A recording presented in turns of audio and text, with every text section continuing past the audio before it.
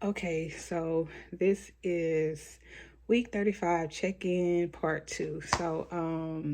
Another thing I've been trying to figure out if my baby is head down. They say around week 35, 36, your baby get into the position to be birthed.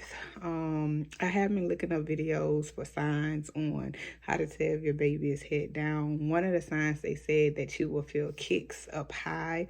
And pretty much I feel kicks high and low on my sides. So it's a little confusing. And regarding the body part that I said, I always feel in the right top of my belly, that kind of feels like the head because it's very hard. And at the bottom of my left side, that part kind of feel very fleshly, but it's soft. So I'm thinking this may be my baby head and it might be the bottom at the end, but I'm praying he is head down and maybe it's just other parts of the body. But as I am getting bigger, I am starting to feel him try to stretch, but it's not enough room, like I said in the other video. Another thing that I'm noticing is that my stomach is getting a lot bigger. And I'm feeling body parts. So in the movements you can literally see your skin poke out from either elbow or arm or foot, whatever it is, but it's not so where I can tell if it's a finger or if it's a foot. I haven't gotten that far yet. But I do hear in weeks 38, 39 that you can usually tell what part it is because of how big the baby is. Another thing I want to say I'm noticing is that my stomach is beginning to drop a little bit. I'm not as short-winded as I was before constantly because I felt like he was just right in this area constantly. And then usually when he moves up, I always feel like a small wave of heat. So that's how I know he's moving up, which is kind of contributed probably to the acid reflux, not sure. But one thing I do notice is that when he moves further down, I feel pressure when he's moving further down. I have been bouncing on my ball a lot, so I've been experiencing Braxton Hicks a lot more.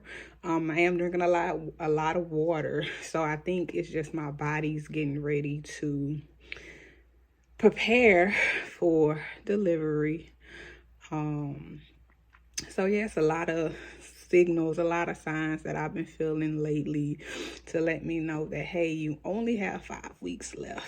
And the craziest part is I want to say you're constantly getting up in the middle of the night to go to the bathroom. So that's how I know that he's growing. He's on my bladder. Another thing I would say is rolling over. Rolling over has been a challenge because you have so much weight on you. And again, by this being my first pregnancy, I feel like I'm experiencing so much, and I can actually see what my mom went through, my sisters went through, and other pregnant women go through when they're actually having a baby. So I've been seeing this challenge where women are putting a watermelon on their partner or their husbands or whoever the guy is in their life. They've been taping it, or shall I say glad wrapping it to their belly so that they can see the feeling. It's very funny. I watched one video where the guy was like, oh my goodness, you go through this every day. And for him to try to get out the bed with a 10-pound watermelon on his stomach, he saw what it feels like to be pregnant. And he basically said that he understands what his wife goes through. So now he's going to try to help out more than what he already has been doing. So, yeah, it does feel like a 10-pound watermelon because it's hard for you to put on socks now. It's easy for me to just slide on Crocs. So, that's what I've been wearing lately. Like, I like to wear shoes, but my belly saying, no, slide on these Crocs. It's hard to put on socks sometimes. Getting out of bed, it's a little challenging. It's not hard, but it is a little challenging because you have so much weight on you. then you want to be careful, because if you get up the wrong way, you'll feel a slight pain or a slight pinch getting up the wrong way. Another thing I want to say is when you're sleeping at night, and if your baby does not like the position you're in, they will kick. They will punch. They will do everything. Like, I want to say 2 nights ago, I was laying on my right side. And I guess I was laying on him a little bit, and he just kept kicking me until I turned onto my left side. Once I turned on to my left side, it was like complete silence. It was another night where I was a little hungry, and it's like 2 o'clock in the morning. And I thought I could go back to sleep, but he kept moving and moving and moving. So I ate a few granola bars, drank some water. Of course, I was going to the bathroom, but I try to drink a lot of water. After I did that, he kicked maybe a couple of more times, and that was it. So, yeah, I think I'm at that stage where now I may wake up in the middle of the night because of his movements, going to the bathroom, or just feeling like I just need to turn over because I'm sleeping on one side too long. I do miss sleeping on my stomach. I do miss sleeping on my back. But I know pretty soon those things will come back after my belly goes down, after my body get used to breastfeeding and all of those things. So yeah, I've been doing a lot of thinking, as y'all can see. But yeah, 5 weeks left. I'm very excited. I feel like I don't want to go through the phases, the painful phases of pushing him out, because I still don't know if I actually want to go natural or get an epidural. So I'm in that mind space right now. I do know going natural is the better solution. However, everybody's pain tolerance is different.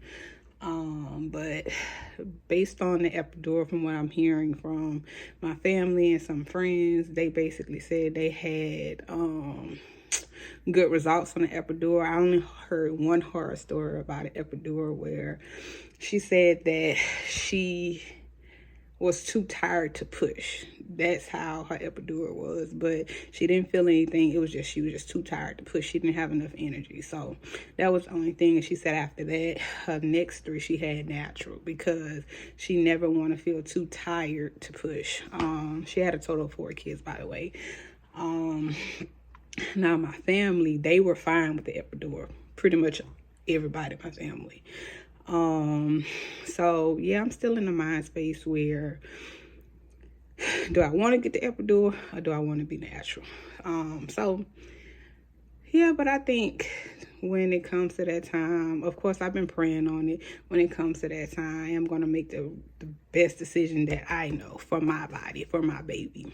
So anyways, so yeah, it's getting close to that time. Like I said, 5 weeks left.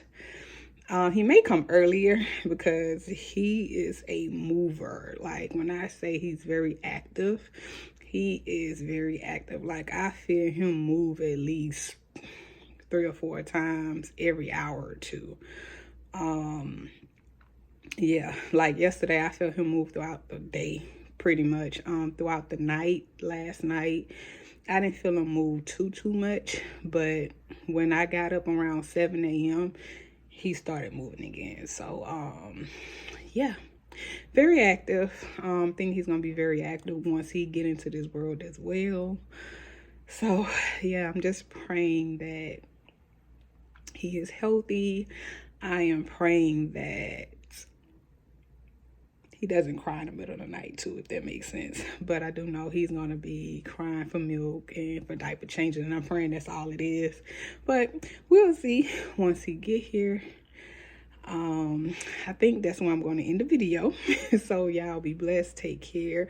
Oh, and if you had a child, if you had an epidural, you had natural, please let me know in the comments below the things you experienced. Be blessed.